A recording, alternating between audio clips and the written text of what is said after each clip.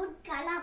Father name was Zainul Abidin. Mother name was Asiya Amma. He was born on 15 October 1931 at Rameswaram in Tamil Nadu. He also called Middle Man of India.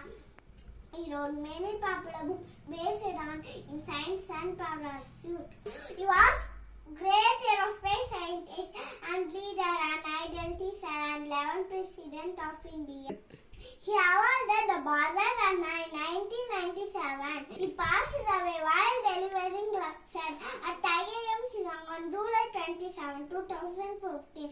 Thank you. இந்த video உங்களுக்கு பிடிச்சிருந்தா like பண்ணுங்க, comment பண்ணுங்க, share பண்ணுங்க, மறக்காம subscribe பண்ணுங்க.